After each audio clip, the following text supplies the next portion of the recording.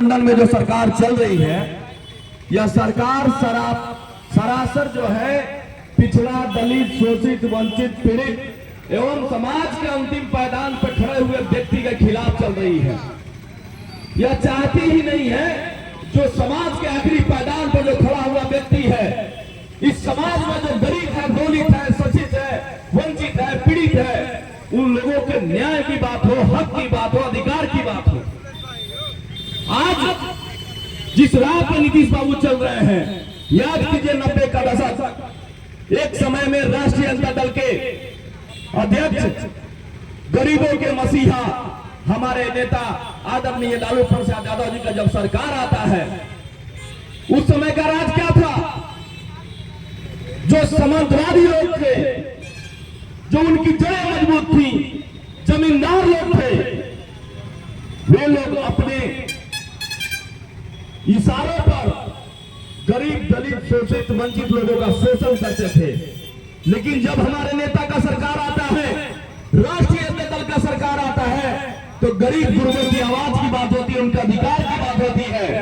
आप वो कलेक्टर हो, एसपी हो, बीडीओ हो, सीओ हो, कहीं भी थानेदार हो, लेकिन जब उस समय कुर्सी नहीं दिया जाता था, लेकिन जब हमारे नेता की सरकार आती है, हमारे लालू यादव की सरकार आती है, राष्ट्रीय जनता दल की सरकार आती है, तो उसी कुर्सी को थानेदार साहब ला कर देते हैं और कहते हैं कि आपका अधिकार है, आपको बैठकर बात करना होगा। ये आपको आरक्षण के तहत ही हुआ।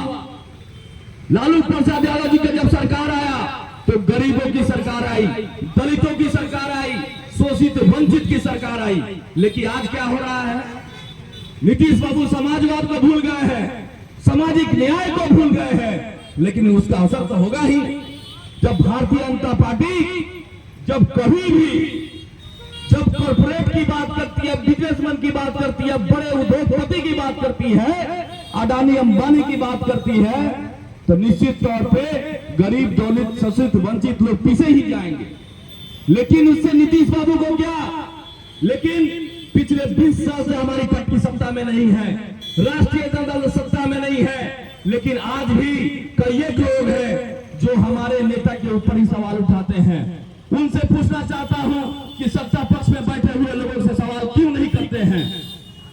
हम जो है पूछ रहे हैं कि आज इस 20 साल में जो कई एक बार हमको कभी कभी हमारे नेता को, हमारी पार्टी को जब सरकार मिलती है, जब सत्ता में आती है, तो उसी के लिए काम करती है जो इस समाज के, जो रियल में, वास्तविकता में इस समाज को सींच रहे हैं।